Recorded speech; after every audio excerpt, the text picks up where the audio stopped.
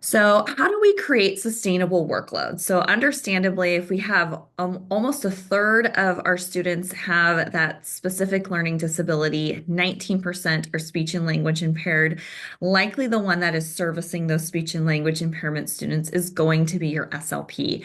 And our SLPs will also play a large role in servicing students that have autism. And depending on the age of the student or the needs of the student, certainly we can also be involved with working with kiddos that have a specific learning disability as well. So, for creating sustainable workloads is really a hot button topic for our SLPs at this point. So, our national organization, ASHA, or American Speech and Hearing Association, on their website, they've created a free resource and calculator to calculate workload. And your therapists all know about this unless they are living under a rock.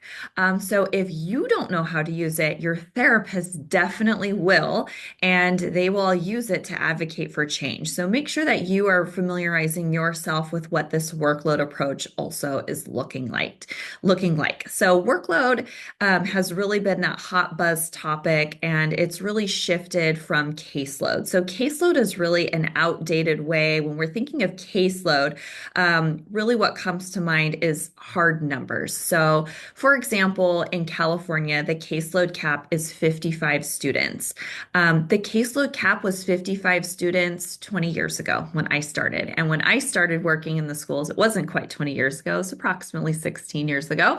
But at that point, we had 4 pages to our IEPs. Now, a simple IEP can be anywhere from, 14 to 20 pages, depending on the student and the needs, if not more.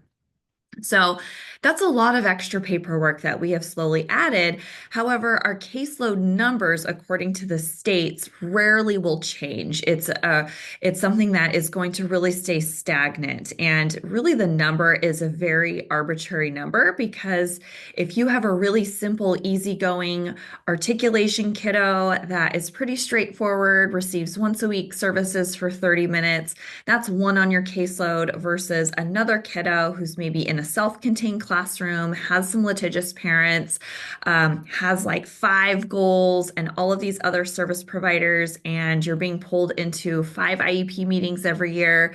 That kid is also a one on your caseload. So, but obviously the workload between those students is very significantly different. So we really need to be mindful of what that workload is going to look like for each of our therapists because each kid on a caseload is very uniquely different depending on what they are needing.